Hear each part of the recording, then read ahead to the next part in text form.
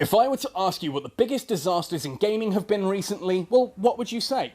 How about if I narrowed it down to just the mobile gaming disasters circa 2018? Well, I mean, come on, the title of the video and the thumbnail have already given you the answer, but I am, of course, referring to the whole debacle at the Blizzcon 2018 reveal of Diablo Immortal. Yeah, Diablo Immortal, remember that one? What on earth happened to it? Well, ahoy there, I'm Captain Benzie, and that's what I'm here today to discuss with you all.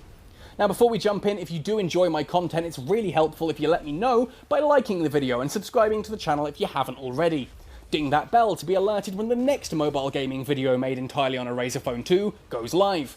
Let me know your thoughts down in the comments section below, or by coming and finding me on your social media of choice. Details are on screen now and in the description below. I do love chatting to you guys, especially when I'm told that I'm absolutely wrong about absolutely everything.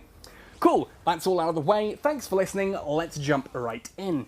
Now, I get that Blizzard were tone deaf in announcing a mobile game during a convention attended predominantly by folks referring to themselves as the PC master race, and doubly so during a climate when mobile gaming was struggling to be accepted. Heck, it's 2020 and we're still struggling against some people. But I do still maintain that the backlash was both rude and unwarranted, and that's coming from a guy who's, in fairness, not overly fond of Blizzard.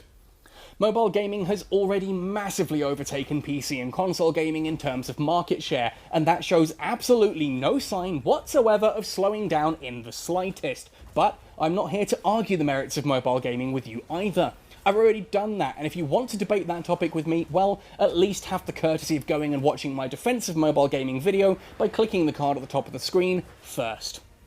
Now, I feel that Diablo Immortal had so many memes going around it at the time, is it an off-season April Fool's joke, don't you have phones, that so few people stopped to actually have a look at the fragging game itself.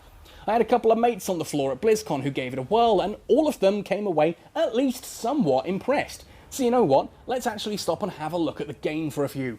Diablo Immortal is a hack-and-slash action RPG set in a dark fantasy setting where demons, the undead, and hideous cults are pretty much the norm, kinda like Friday night in central London. It seems that the game will use a virtual joystick control scheme, not dissimilar from how many people already play MOBAs like Mobile Legends or Arena of Valor.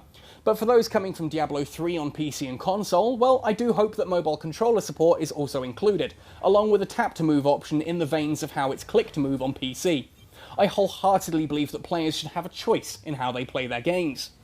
It's being developed by NetEase, and this does get some people nervous, with screams aplenty on how the game will inevitably become horridly pay-to-win.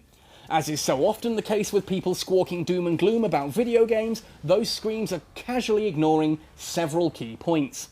Firstly, that NetEase and Blizzard already work closely together, with NetEase co-operating Overwatch, Diablo 3, and the Warcraft franchise in China. Secondly, it's unlikely that Blizzard would set their name to a product that they are not satisfied with. Diablo Immortal will be free to play, mobile games have to be successful, which means there will be some form of microtransaction in the game. Again, the game needs to make money somehow, and I can't believe it's 2020 and I still need to accentuate that point. We know that Blizzard are very protective over their IPs, so it does seem very unlikely, to me at least, that they would allow the game to fall heavily into the pay-to-win camp. Thirdly, Blizzard already operates several free-to-play games that have been wildly popular and successful, notably Hearthstone, StarCraft 2, and Heroes of the Storm. I see absolutely no reason why Diablo Immortal should be overly different from any of these content-packed games that are already running. Now, what do we actually know about the game itself? Well, for one, that it's set 5 years after the destruction of the WORLDSTONE in Diablo 2, putting it partway between 2 and 3. We know that Leia, Deckard Cain, and Tyrael will likely return, alongside adversaries like Baal and Skarn Herald of Terror. Apparently those two demon hunters from Heroes of the Storm are likely to appear in it too. We've seen 6 playable classes so far, with the Barbarian, Crusader, Demon Hunter, Monk, Necromancer, and Wizard making a return. This does leave the Witch Doctor notably conspicuous in his absence, but Blizzard have already said that there will be frequent content updates. Paying to unlock new classes, similar to how the Necromancer launched in Diablo 3, would be a likely way to assist with monetizing the game. Other likely candidates for monetization include character skins, transmog consumables, and heirloom items to help boost up secondary characters. That's pure speculation, by the way. Looking through the trailer though, we can see how many of the attacks in the game are more directional this time around, with targeting cones not entirely dissimilar from those present in League of Legends. And we also see how these abilities can actually interact with each other in some interesting and unique ways for the first time in Diablo history. We see a narrow ray of frost being dispersed through a crystal to hit multiple enemies, for example. We also see the addition of ultimates, powerful abilities that seem to charge through aggression, and legendary items that can swing the pendulum of battle in a single hair-raising moment. I especially like the Thor vibes of the Barbarian's Storm Fury. Gameplay seems to have some new twists too. In the trailer we see a segment where the player is abseiling down a dungeon wall and fighting off hordes of spiders, and a sequence fought on rafts drifting down a fetid river. Immortal also breaks series tradition in extending beyond the usual 4-player party size. The trailers do only show 6 players teamed up, but it has been mentioned that this is actually capped at 10. They mentioned that the 10-man raids will be open world areas only, with instance dungeons being set to 4 players, but you know what, I can dream. As someone who used to adore the 10-man raids in World of Warcraft like Karazhan and Zul'Aman, this concept resonates with me, and surely somebody at Blizzard has made that comparison. Now, it does appear that, like other Diablo games, you can choose to go in alone or with a party, which is always a nice choice to have, as it doesn't gate you to only playing with your mates or online. But I do find it highly doubtful that the game will have an offline mode, and I expect that an internet connection will be required even for solo play, as this is common on mobile devices.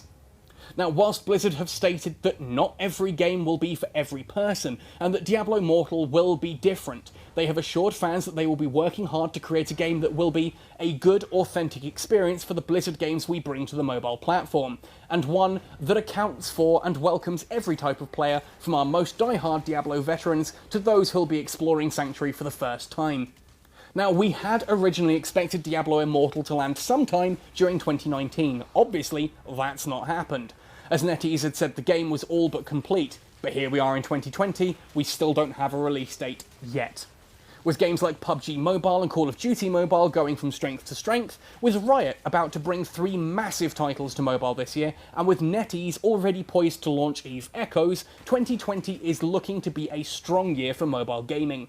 An announcement of a 2020 release for Diablo Immortal would not surprise me in the slightest, but do stay tuned to this channel for more information as I get it. I would genuinely love to know your thoughts on this all. Looking at the game now, what do you actually think of Diablo Immortal? Are you a long-time fan of Blizzard, eager to step back into Sanctuary, or are you a newcomer to the series, anxious to take your first steps? Let me know down in the comments section below. Happy sailing, folks, and see you all in Sanctuary.